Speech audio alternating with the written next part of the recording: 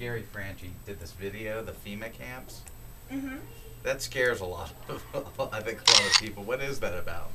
Camp FEMA is a documentary that I was actually interviewed for, and it is one of the most educational documentaries I've ever watched. It takes you through the history of internment camps, and I didn't know, actually, that Japanese citizens were held in internment camps. I didn't learn that growing up. Really? Yes. Where did you go to school? Public school in Kansas City. And honestly, when I looked back at my transcripts, I received only a half a semester of U.S. history between college and high school.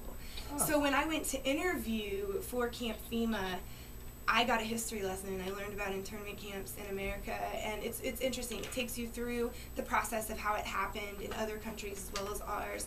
And it's more so of an analysis of FEMA as an agency itself.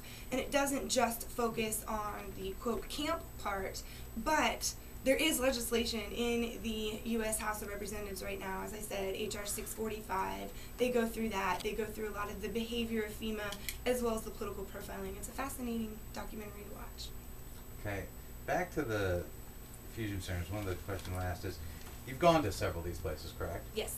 Okay. Have you've tried to talk to some of the employees, administrators, correct? Yes.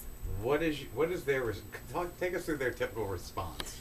Well, initially, the first tours that we went on outside of our home states, John and I, Missouri and Texas, was in Phoenix. And it took about 10 people and probably 30 phone calls to actually get them to agree to meet with us. And they finally did, and they did exactly what the Missouri Information Analysis Center did this time last year when we were fighting the MIAC. They took us outside to the sidewalk and wouldn't let us into the facility, and interviewed on camera outside on the sidewalk. And as we went along, I feel that we've been met with less and less resistance as the Operation Defuse group sort of becomes well known within the Fusion Center community. They're starting to realize that we're not out to get them, we're not out to necessarily make them look bad, we're out to understand them, and we're out to build more constructive relationships with law enforcement. So initially, they weren't so excited about meeting with us, but we did have a really interesting experience in New Orleans at the National Fusion Center Conference, where directors of fusion centers were coming up and saying hi to us, telling John they were fans of his on YouTube, and the people we hadn't even met in person. But that doesn't allay your fears that you're not on their lists and they're watching. I know they're watching me through open records requests, or not me individually. I have an open records request I'm sending the check-in today, actually, that asks for my name specifically. But they are watching our organization, and we did receive emails through open records requests that verify that. I know that. But quite frankly, I hope they learn something while they watch, because I'm trying to teach them about the Constitution. All right, last question for me is, a lot of people I've talked with who know you, I don't know how well they know you, use words like spark plug, firecracker. And the one thing that keeps coming back that I'm just kind of interested in is, they say you get arrested a lot. And then as you're getting arrested, you typically are trying to recruit the police officers to join various groups, including Oath Keepers, I hear is one of them. Yes. If you take me through a couple of those instances, and how many times have you been arrested?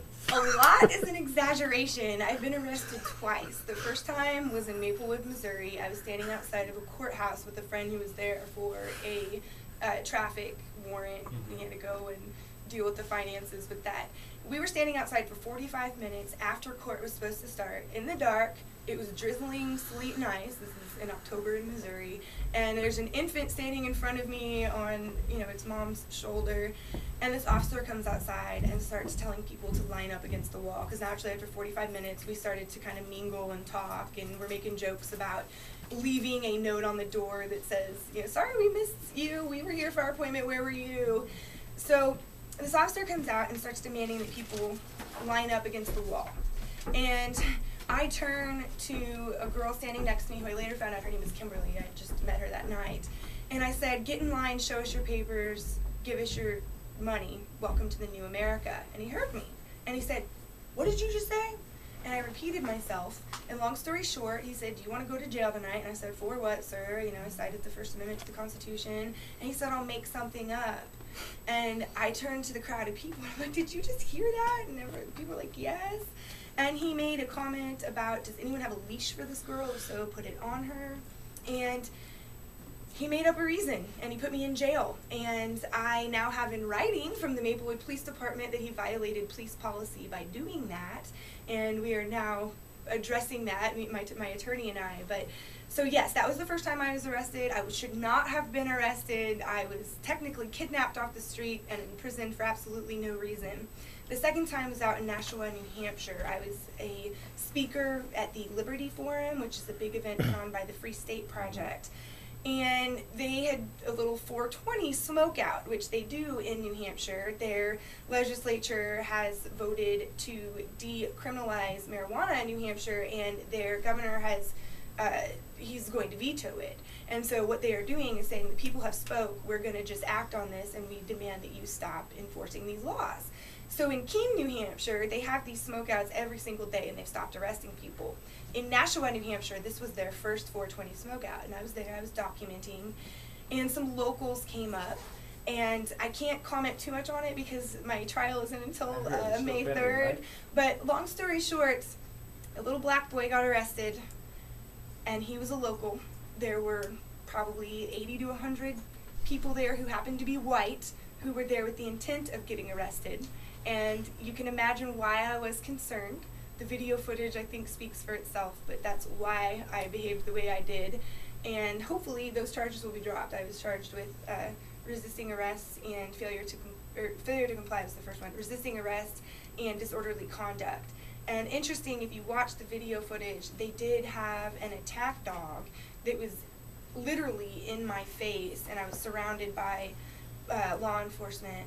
And I later found out that some of the officers in that police department had come over from Iraq, and that makes me wonder, is that where they got that police dog stuff? So yes, when the 2 times I've been arrested, the entire time, through the entire process, I don't shut my mouth. I talk about Oath Keepers, I talk about the Constitution, I talk about freedom, I talk about the fact that they would be very unhappy if someone were doing to their daughter or to their mother what they were doing to me. And usually, not usually, it's happened twice. The first time I had a guy come up and write down a list of websites, one of the officers inside the jail in Maplewood. And then in Nashua, the guy that was actually transporting me, I asked him to please look me in the eye and to treat me like a human being. And when he looked up, he had tears in his eyes. So I knew I was getting to him at some point. And I know that every single one of them went home that night and thought, man, what did we just do?